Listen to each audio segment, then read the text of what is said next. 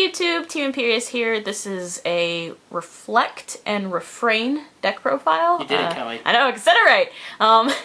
For Greggy's special little nightmare. Much more different than everybody else's. Yeah, we haven't seen anyone doing anything with lists like this. And it's good, and I hate it. And it's very, very good. It's very fun. So, he's gonna take it away. Yeah, so, obviously you play Reflect and Refrain. If you don't know what this card does, you need to get good and start reading deck lists, because everything uses this. But if they're a new player... But if you're a new player... You can read it. Alright, next. It has... No! If you're a new player, it has 3 effects. Well, on each side it has 3 effects. Okay. On its front side, you can add a counter to it and then use one of the following effects once per either player's turn. You can draw a card, place 1 card from your hand, and place it on the bottom. You can get something +2/+2, or you can untap a Resonator at the end of your turn. It's J ruler side. J activates for 0, by the way. Just saying. It's like Kaguya. It basically, it can't battle, all that good stuff. It's got a 0, where anytime you want during your opponent's turn, you can flip it back over. So that means that during your opponent's turn, if they try to kill it, it's coming back. I don't care what you do, how you do it, it's coming back. There's like 3 ways to stop it, and a counter spell shuts that off. So it's pretty hard to get rid of. There's like 3 ways to stop it, and none of them are very cost effective. Not even a little bit. Yeah, don't worry about stopping it, just play your game. Getting to the actual effects of the card, you can tap it to activate one of 3 abilities. You can remove 2 counters from it to send something on your opponent's field back to their hand, Resonator that is. You can tap it to pay X counters. X counters equal the converted mana cost of a normal spell you wish to counter, so spells, not Resonators, obviously. And then you can tap it, remove 4 counters, and tutor for any card in your deck. So this card is kinda nuts. Everyone compares it to Jace the Mind Sculptor for Magic players. Yeah, because it didn't need to come out right now. No, it really didn't. I'm not bitter. I mean, they're bitter. I embraced it, but what else? Bitter. Bitter. Alright, so on to the Resonators. I run 4. Morgana, the Wise Servant. This card's pretty good. Every time you go to draw a card, you look at the top 3 and pick 1, add it to your hand, and place the other 2 on the bottom. So with Reflex Effect, whenever you want to draw a card, bless you, Thank you. you look at the top 3, since it does say draw on there. Very specific thing. You can replacement, look at top 3 and add 1 to your hand. There was something that came up. Yeah. Hint, wink, wink. Somebody. So she's really good. I don't really think I need to explain that drawing through 90% of your deck in a game is good. So yeah, pretty dope there, guys. You don't even need to do that. You start with 4 of her Regalia in hand every time anyway. You get over it, you bitter son of a bitch. Alright, so the next thing I play is the, what is this? This is the Beast Queen's Guardian. Okay. This card is a 1-drop. Now, I know this is a weird choice. Everyone's like, why are you playing this? Well, it's because it's a mana sink. It can be a 6/6 for 1, and it combos off with Prisia. So it's actually a really good card, and it works really, really well in the deck as another way for me to get like something to kill you on board. Because I try to run decks that have multiple ways to kill you in case I run into that random Scheherazade player that likes to remove things like I used to do. So this would be one of my ways around that. Next, I run 4 of this deck's best friend. This is Sinbad. Everyone's been playing like one of techs of him. You know, that's fine. I think he's 4 from day 1. I've had 4 since day 1 of this card dropping. This card is too good not to play. If you're not playing this card in this deck, you are just a bad player in my opinion, because the advantage you get, you can do so much with this card. It flashes in Resonator like equipment and stuff, whatever they're called, additions, which is already nuts as it is if you think about it. And then it has another effect that if you were to draw, so again with the Reflex Effect, you can give something on your board +4/+4, so you can swing and punch somebody for the face with 10 with this by itself. you can deal 300 to something, so you can ping off little bastardized fairies. And the final effect is you can blow up additions like whatever the name of the addition is that makes your J roller abilities tap. You have to pay for them. What is it called? Barrier shadows. Yeah. So you can blow that kind of stuff up. And you can blow Ame. Yeah, you can blow up Ame. So this guy kind of is my only out to aggro decks as well. He pretty much puts in a good amount of work. 6'6" piece of shit. Yeah, he's kind of Lancelot's worst nightmare in this deck. So he's real good. If you're not playing him, then well, you're probably net decking. So you know, not that there's anything wrong with that. You know, just, I like random things. All right. Next, I run 3 Glinda. Glinda, I run a 3 for 2 reasons. 1, it's a body. 2, it can make my final push win unblockable, so they can't block it. I don't have to worry about giving it flying or anything. She also is a counterspell for me, which is really nice because I try not to run main deck counterspells in this deck that aren't like Zeke's, but sometimes you have to, and this has been putting in the work where that would normally be. Next, we run 3 Hera, Goddess of Jealousy. This card is amazing. You use it as the direct counter to anybody playing my deck, basically. It blows up their Regalias and you get advantage. Plus I can trigger off effects with it.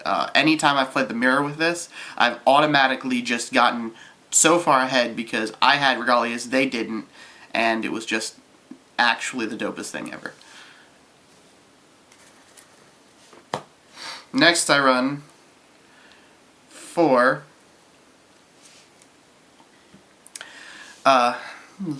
Priscia, Beast Queen in Hiding. This is my main win condition. I'm trying to murder people as quickly as possible with this card. I do it all the time too. It's pretty great. She is, for people who don't know, her effects are, when she enters, she's a 3-drop. By the way, that's covering her hair. Her hair. So Holy she's crap, if she's she's a a 3-drop. two-drop. If she was a 2-drop, this would be the most busted card they've ever made. She's a 3-drop. When she enters, you add an evolution counter, so, you know, I can evolve that guy if I want to, which is nice for free. Then she, whenever she would gain power, it's doubled. So, you know, if I use, you know, like Rapid Growth or, you know, other cards like Refrain's Boost, it becomes 11 automatically, stuff like that. She just gets big really quickly. And then you can pay 1 green and make her any combination of attributes you want her to be. So, basically, if you want to, you know, use her for the Incarnate dude that you gain effects off of it, if you use her and one other thing, you can pay it, make her 4 of the other things, and then you automatically trigger off all his effects. It's kind of cool. I don't really do it. I just like to punch you in the face with her. And she's pretty. But, you know. Next, I run 2 Laying the Foundation.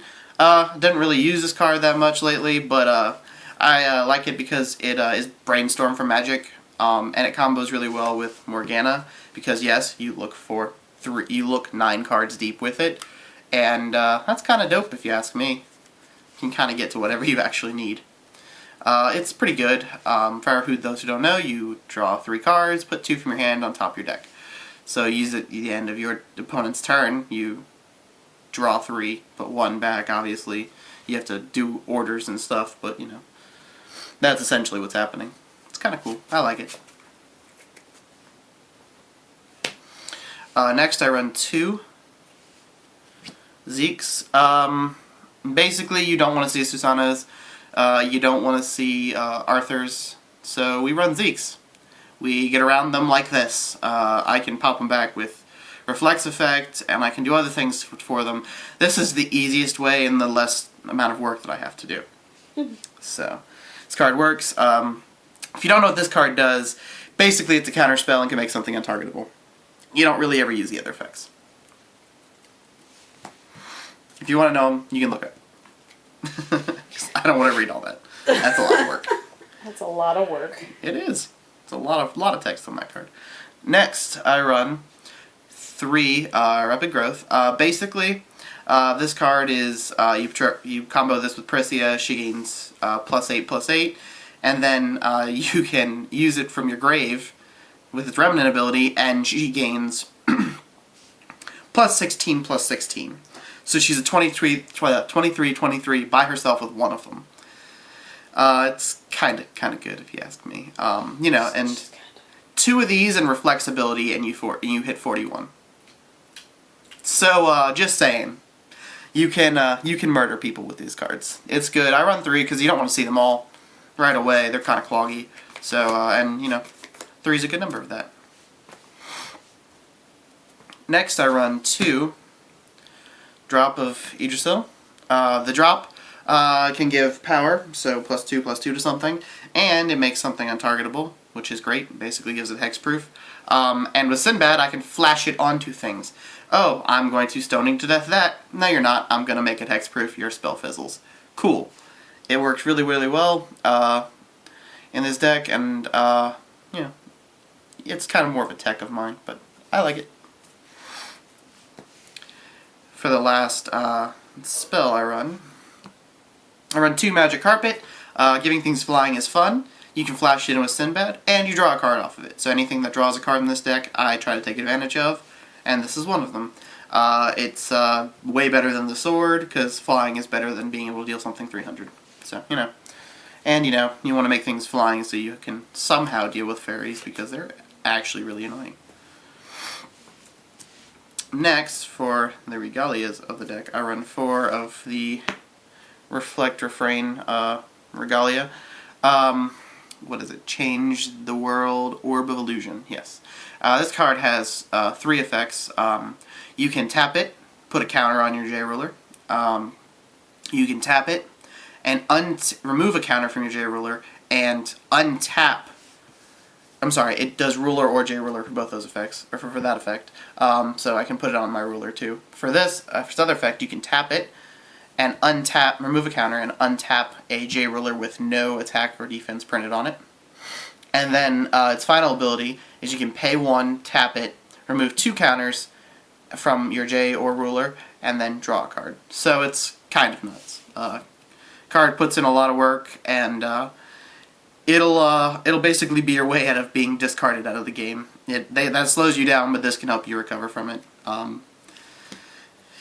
It's really good, as you heard earlier. It gets people salty, you know. And stamps float, hint, hint, nudge, nudge, wink, wink. Next, I run 3 of the Artemis's Bow. I love this card, it's good, but I don't want to see 4 of it. 4 of it's too much, because the way this deck runs. I would rather see another card over this one, because like I have had games where I open up like 2 of these and an orb, and then you're kind of like, well, now I've got to kind of hunt and peck for everything I need until I can actually start building a board presence. So it's nice, but you just don't want to go too far into it. For the stone deck, I run 4 Magic Stone of Deepwood. This deck has Splash Blue in it, as you can see, for literally 2 cards. So I run these. Then I run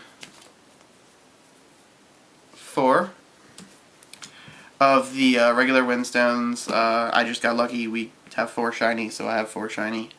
And then I run 2 special stones. I run Feasting, the Holy Windstone, and then Little Red Pure Stone. Little Red Pure Stone will always be green.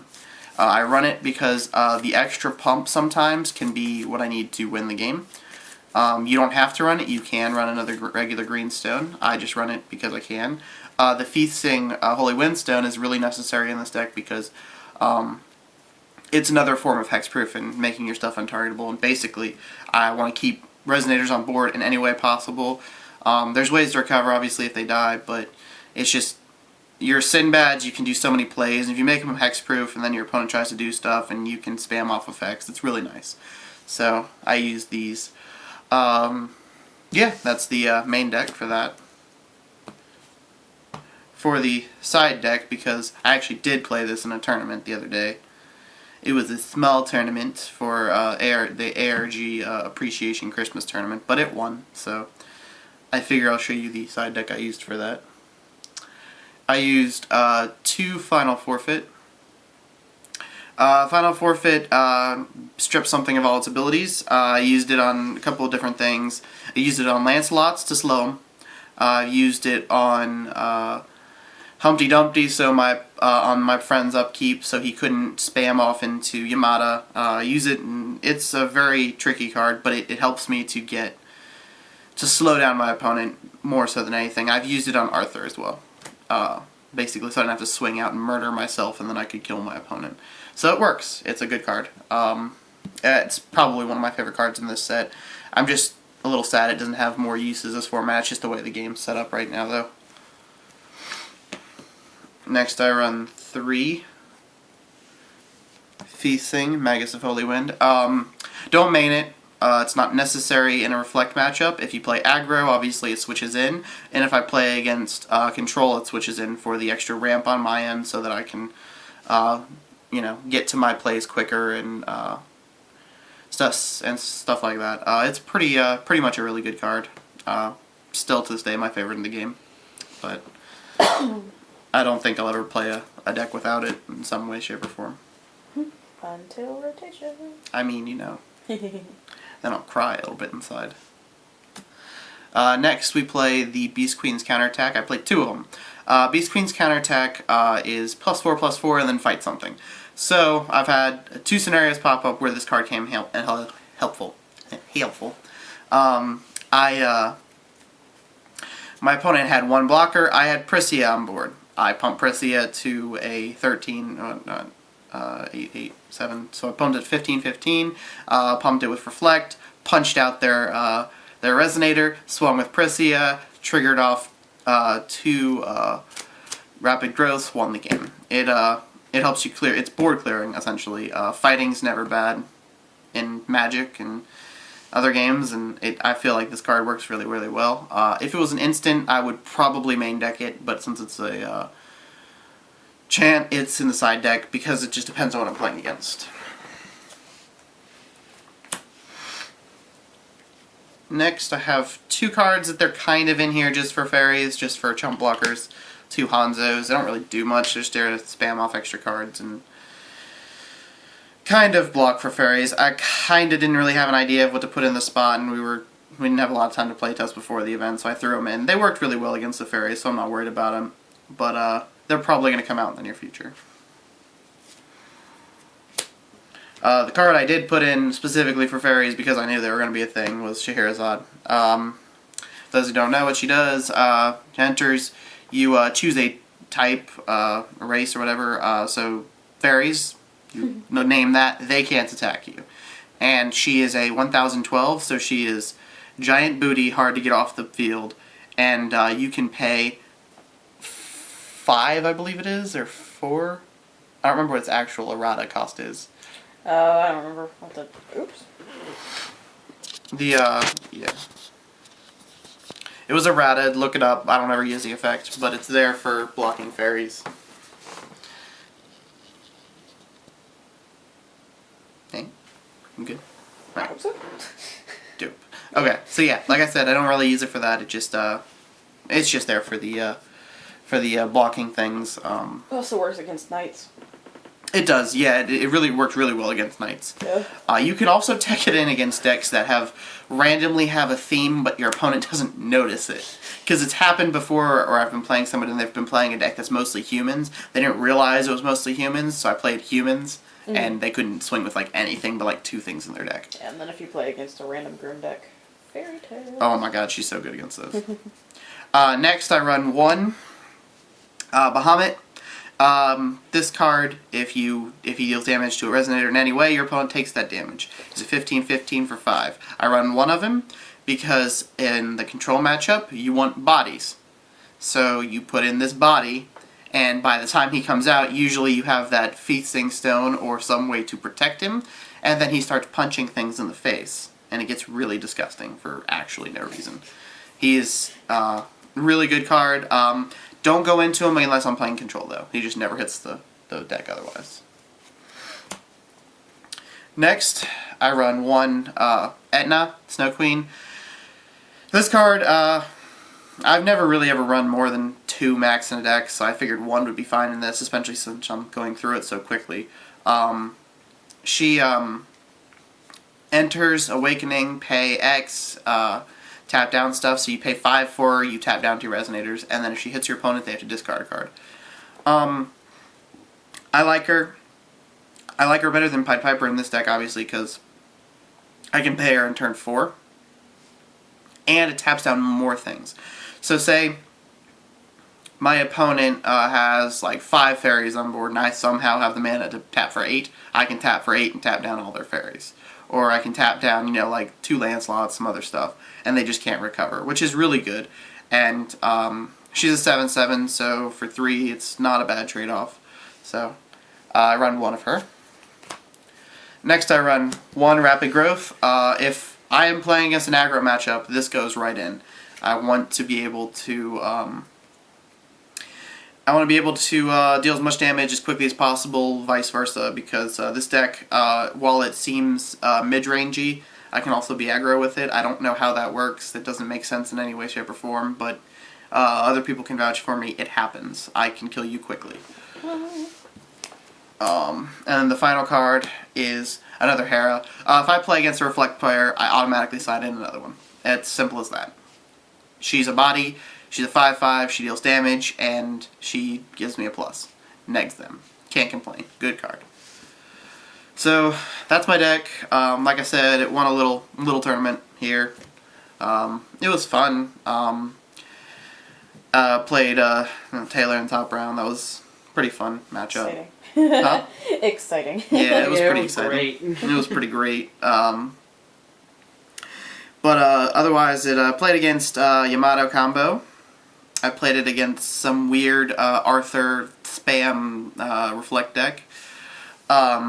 It won against both of those. It was actually undefeated on the day, so whenever I mention it, beat. Played Fairies, and then I played Valentina. So it played a decent cluster of things.